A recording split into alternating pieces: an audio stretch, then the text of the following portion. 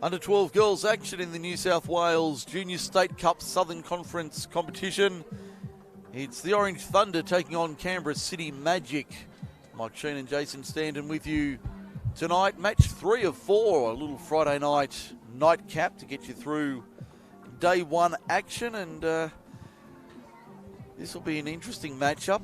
Orange Thunder posting a good win. Canberra City going down in their opening game. This is only their second pool match. Some pools have played 3 already. This pool is only their second. I think this is a Pool A match, it is. So teams in this pool: Hills, Canterbury, Penrith and Leeton. The teams in Pool C of the under 12 girls. Yeah, every year this is one of the divisions to look out for, because the standard of play from the young girls just keeps getting better, and they're really big jumps in these younger girls' age groups. So it always amazes me the different skills that we see and the big progression. So looking forward to this matchup. Should be an interesting game between the Magic and the Thunder. Thunder in the black with the orange. Both teams wearing predominantly black strips. Thunder wearing the orange and white strip. You'll see that on the sash on the back. Canberra City Magic with the pink and sky blue trim to their uniform. They're just about ready for play to begin in this 7:30 match, the third of 4 tonight. Girls having a bit of fun out on the park there, dancing around and enjoying the music that's being provided here at Jubilee Park. I'm sure the parents aren't so keen on it. Looks like we've got I think they're happy that the sun's gone down and it's a bit cooler. They're having a lot of fun out there, the Orange girls. Canberra City will take the opening tap. Running right to left as we look at it. We're just waiting for the siren to sound to signify the start of play. Players and referees ready. Here we go. There's the call from on high. And there's the siren, so we're away. It's Canberra City running right to left. The diminutive number 7 is Willow Barry, taking the opening run for Canberra City. Yeah, you might have to check out the shorts or the tights to differentiate here. There's a lot of black singlets out there. As I said, the Canberra City side in the sky blue and pink trim. The Orange girls in the predominant in the orange and white trim. So that's if you're watching at home, that's what we're working off. Orange Thunder with the ball from the Central West. So it'll be a turnover for Canberra City on halfway. That's Barry once again. Number 8 is Lucy Nuss. Here's Barry once again. Good feet there from Barry. Nice little left foot step. Doesn't beat the tag from Natalie Gavin, the number 10 for Orange. Work back to the left-hand side in the 18. It's Hannah Corbett. Now it's Hannah Martin. Good tag there from Matilda Thornton in the 47 shirt. Number 1's Armali Ramika. And it'll be a turnover to Orange Thunder. Midway between the 7 and the 10 metre line. They're inside of halfway, looking to do a dump to the box here. Orange Thunder. Fresh legs coming on. Yeah, sometimes easy to forget the 7 metres is quite a long way back when you're 10, 11 years old. When you're 11-year-old, that's a hell of a long way. Yeah, you got to catch an Uber to get back on side. So generally the midfield, whoever controls this midfield and gets up and down the field, generally has increased their chances of winning. We saw that division earlier today with the under 12 boys match. I'm just looking through my notes here to find that one. We saw the under 12s earlier today. The boys, it was Canterbury playing, and they dominated for large portions, even though they only led 1-0 for the majority of that game. The number 24's Ilaria Pantano. Touch was made, so it'll be a turnover to Orange Thunder coming out of their own end. Yeah, that was a nice run from Pantano, but Orange defence up to the task. They all squeezed up and helped out the winger under pressure, so that was great to see. Looks like a lot of these girls are bottom age players for Orange Thunder. Tag eventually made by Rachel Giasson on Anne-Marie Tobity. Number 4's Laura Harrison. Keeping it alive for Grace Goodlock. Wow. Excuse me, there's the opening try to Grace Goodlock for Orange Thunder. Yeah, a really strong try, but I think you almost got to go back a couple of plays to Tobity's run where she stood up 2 or 3 defenders and really set the platform. It really unsettled the Magic D line, and that enabled the follow-up play. So that was really impressive there from the Thunder. So Thunder 1 up early in the first half. We've had nearly 4 minutes. Quite a pleasant evening now at Jubilee Park. Yeah, I think the mums and dads are loving the shade today. Yes. But interesting to look at the energy levels too, Mike. With Thunder, I think you mentioned won their earlier game 3 or 4-0. They come out, they get the first try. It definitely gives them a bit of a boost for the boost of the confidence and the energy levels. If we could get a boost in energy levels up here, that'd be quite handy. Game and a half to go for this Friday. As we see the Thunder.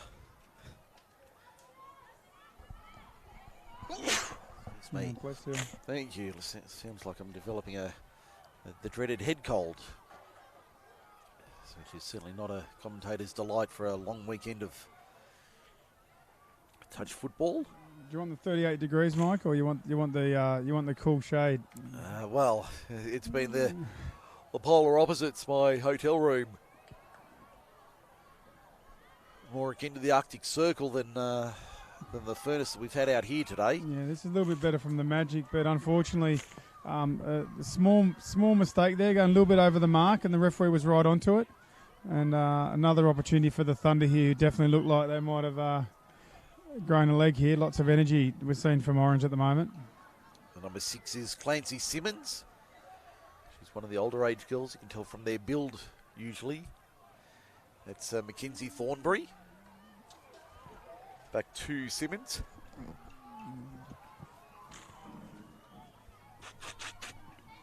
Yeah.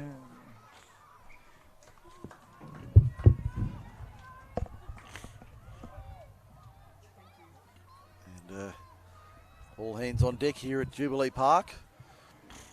Yeah, that was, I think, was that Mackenzie Thornbury? I think it was. Is it number 1 or 11? Yeah, Mackenzie Thornbury, the number 1. Yeah, really, really sharp on her feet, and it seems like it's very difficult to touch her. She's always beating at least the first or the second player. Here she is again, and there we go again, Very beating sharp. the first. Yeah, she's really sharp. One to watch for sure, Mackenzie. Yeah, she's certainly been one that's stood out. So they make a single change here. Orange City.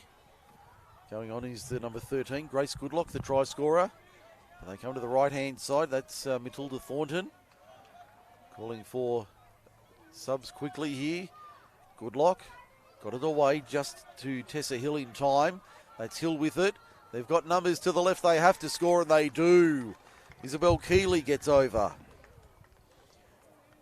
And that's often what we see.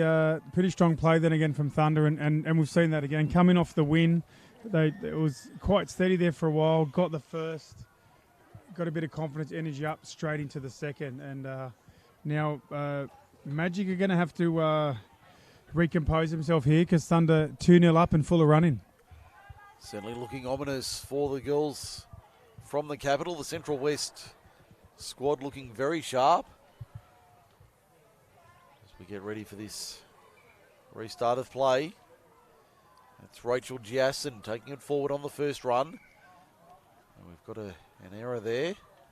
Yeah, I think the ball not between the legs. So just another minor minor little error there, but Here's a chance for great Emerson run Booty. here from Booty. Booty.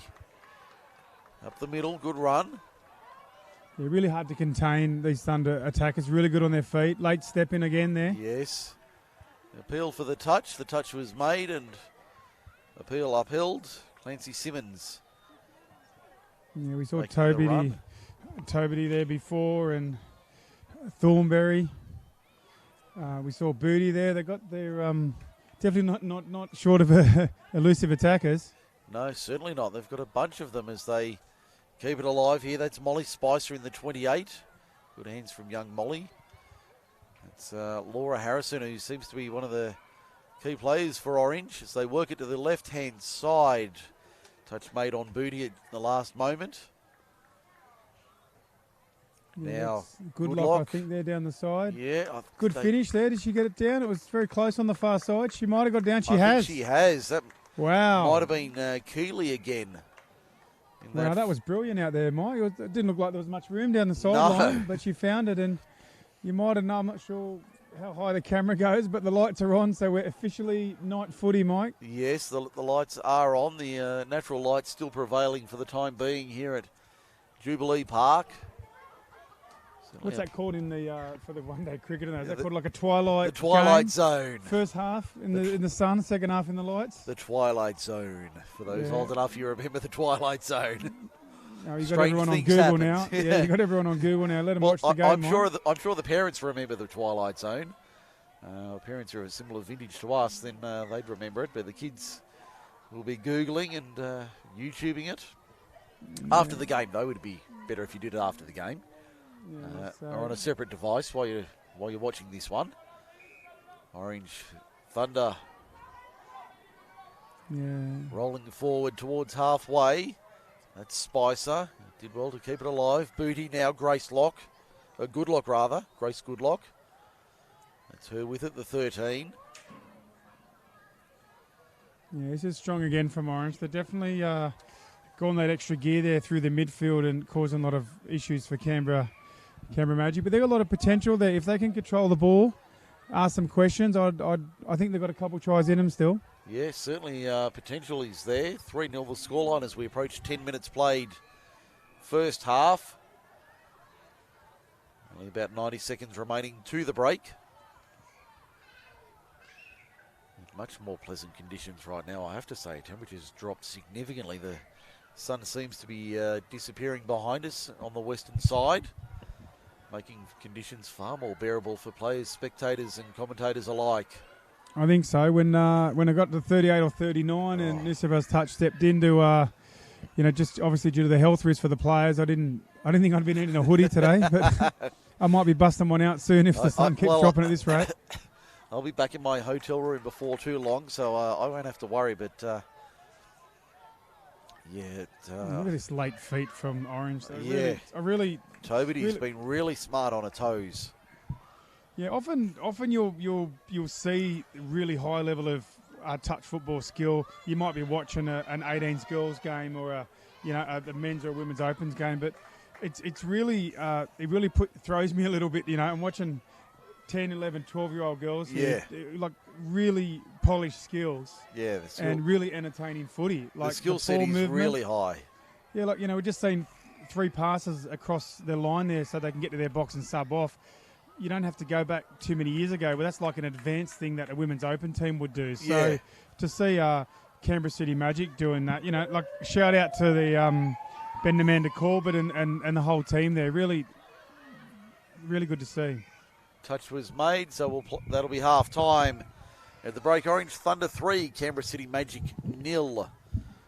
In this second last game, a little nightcap, if you like, to round out Friday action. Too many results to get through all of them. You can find them all online through Touch Football New South Wales, through the website.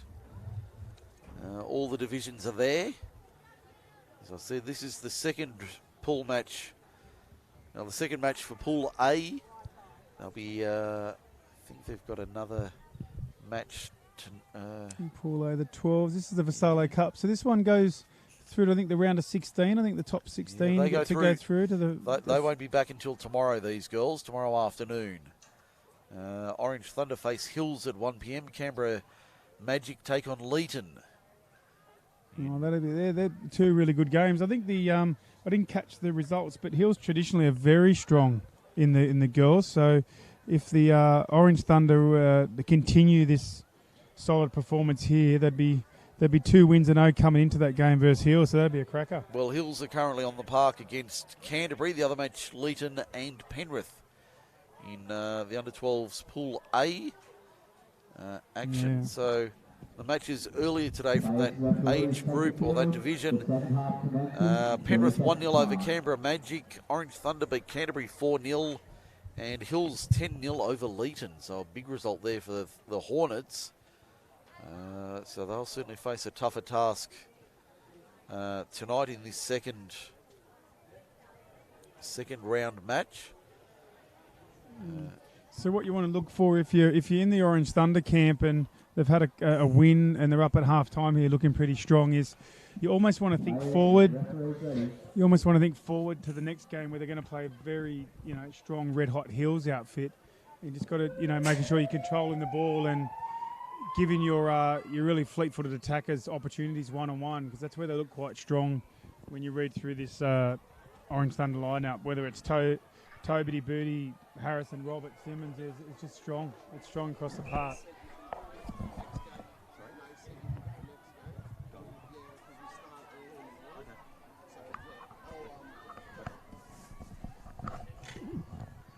So the Orange Thunder on the attack on the 7-metre line. They come back to the right-hand side of the Canberra City defence, but the ball goes to ground. Yeah, that was quite a good run there from Thornbury. I think Thornton out there on the end, she was begging for that ball to make it to us. She would have put it down for a try for sure. But Canberra City makes the error. So it'll be a turnover to Orange Thunder on the 7. Yeah, probably not the start the Magic were looking for, but they'll regroup here. And here's Thornbury getting over for the Thunder. That was a nice little move there from Mackenzie Thornbury. She's over for her first of the night to make it 4-0 for the Thunder. Yeah, it looks. I know it looks maybe a little bit soft or a little bit easy, but what Orange Thunder did then is actually set it up like they were going to go to their right or to the top of your screen, and then it was Thornbury that pivoted and come back against the grain, and that's quite hard to handle for any defensive team, let alone some of our younger representative players, which it requires a lot of communication. So really strong to see that from Thunder, and probably a bit of a learning there for Canberra to help each other out if they can a little bit more indeed. So Canberra City on the attack. We've got a lost ball there, so it'll be Orange Thunder in possession. Play up towards the 10-metre line. Now it's Clancy Simmons down the left. She comes off as they make the change. Toby, those twinkle toes, the number 2. Look at those feet. She's putting golf divots in the ground with that when she's stamping her foot down. Very, very talented. I don't have any superlatives. I don't know what to say. It's just don't tell the greenkeeper. Yeah, Toby and Harrison and they look very sharp. This Orange Thornbury, Thunder super outfit. Sharp. And they're in once again, are they? And that's Booty. So I left her out of the lineup when I was wrapping everyone. So Booty said, "Hey, Stano, give me the ball." Don't forget me. Yeah, I'll just grab another one. But that's number 5. Really good on their feet. So I'm sure if it's whether it be Hills or Penrith, I think they're on notice from this performance, Mike. Yeah, they're certainly. on notice. Certainly, I think everyone in the division will be taking notice of this performance. Just scrolling through some of the other divisions, looks like East's certainly a powerhouse in Pool B, along with Pool C, along with Balmain.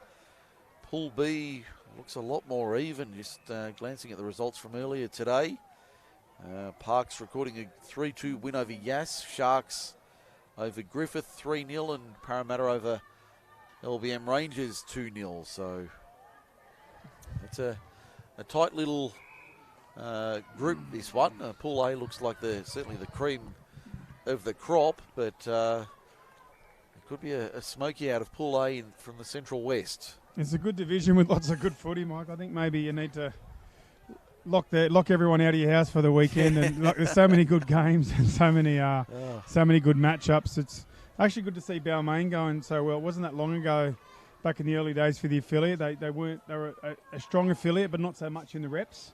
And now we're seeing them become really strong and really a powerhouse in their rep program, which is really nice to see that affiliate develop.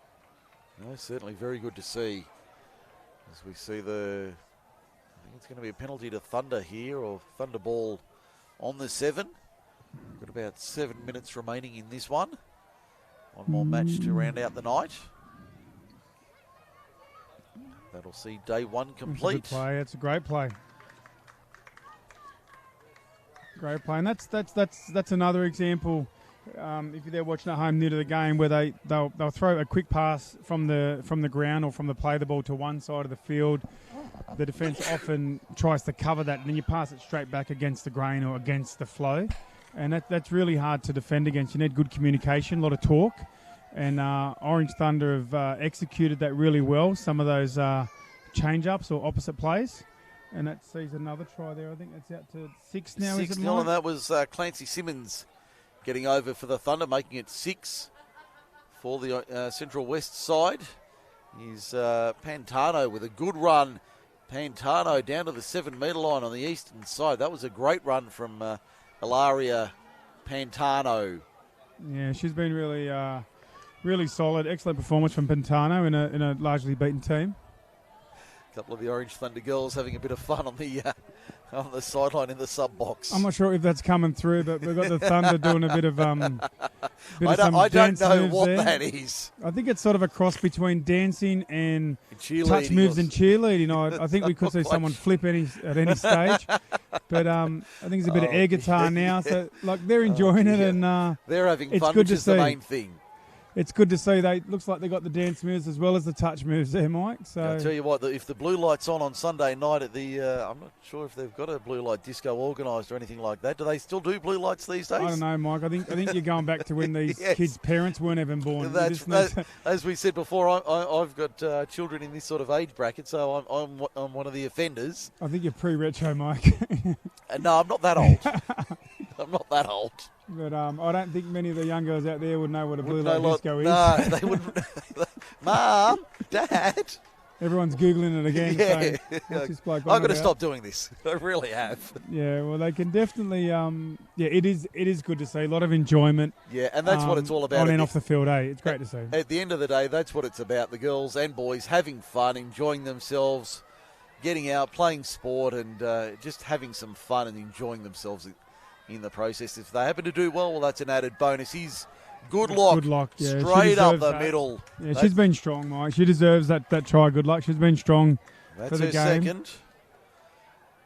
Not to be outshone by some of her teammates. steppier teammates, but good luck, very strong there, and that's a sort of driving direct try that they're going to need to bring that if they want to get over Hills and Penrith tomorrow. Yeah, it's going to be very tough for them to. They're going to have to certainly fire up if they're going to produce the goods in these later matches. Through Saturday, they'll be busy tomorrow with more matches coming up. I think I said earlier their first game's in the afternoon tomorrow, so they'll be very busy. In Canberra have been quite consistent. Obviously the scoreboard might be a little bit one-sided, but they've largely been able to match it in many of the areas of the game. So I wouldn't be surprised if Canberra, maybe I don't know whether upset's the wrong word, but I wouldn't be surprised if Canberra give a few teams a bit of trouble tomorrow, because they're definitely they've got plenty some of good potential. moments there if they can string them together. Yeah, they've been showing plenty of potential. The Canberra City girls just run into a pretty hot Orange Thunder outfit tonight. And that does happen in tournament play, that you run into a team that's pretty on ball. You're pretty red hot, one of these teams. Pantano's been pretty impressive, as is I think it's Barry there. She's been strong too. They've had quite across the park. They've had a few standout players there. No, they've been certainly held their own, the Canberra City girls. As Orange goes in for another one, that makes it 8 for the Thunder. I think that could have been Thornbury again. That'll give her a double as well. So she gets a second late in the piece. Still about 3 minutes remaining in this one. Yeah, a nice try there. Those last couple tries just on the back of good drive through the midfield. So, you know, good examples of different, like scoring from different types of ways. Again, you know, another shout out to Nathan and Karen Harrison on doing a good job out there at Orange. The other thing too that sort of sticks out, Mike, looking at the younger boys and girls plays, that the family support around the field is you know, really essential. It's almost like it's another level from previous years where you might have the odd person coming out to support, and it just seems to be big clusters of families and friends really getting behind each other. Yes, and that's something that it's probably been elevated in 2023 titles here this weekend, which is great to see that not just mum and or dad, but the whole troop making the trip out to Wagga this weekend. That's Emerson Booty. She's had an excellent game tonight, the number 3 for Orange. One more match to come. I can see the East's girls down below us getting themselves ready for their match. And one of the things to note as well, Mike, I just noticed them with, I think it's Keeley out there, and on this side of the field, I think it's Spicer, but they've been holding width really well, which sort of distracts the D, and they're almost taking up 1 or 2 defenders each, the wider players at Thunder, and that opens it up for some of the players like Toby and Booty out in the middle to do their thing. So that sort of, you know, doesn't go unnoticed, I think, by the coaches or some of the, you know, the astute judges of our game. They see those young girls holding width and are creating opportunities for their teammates on the inside. Certainly a good thing to see, the girls showing the skills, not just catch, pass, run, but like you say, holding width, holding depth, all those sort of things essential as well. So not just catch, pass, run, score, but adding quite a bit to their repertoire. I know we haven't got a camera on Mike, everyone at home, but he loves his Excel spreadsheets. Oh, yes, guilty as charged. And he's got probably one of the neatest desks here that I've seen. Probably neater than down at the ATO or something. He's got everything in nice neat piles. Yes. He's got his spreadsheets and notes. It's yes. I'll have to see if I can get a photo and post it on social media so I can get behind him. No, let's not do that. Let's not do that. He's very organised, as we've seen with our organised teams out there today, Canberra and Orange. Yes, they've been very good today. The teams, Canberra, Orange looking for one more. That'll be Mackenzie Thornbury getting through for a third on the final whistle.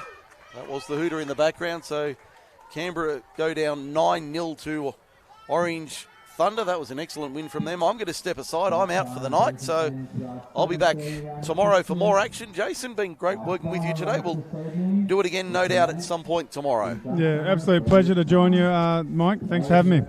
No worries. We'll have the final match next. It's Easts and Parramatta.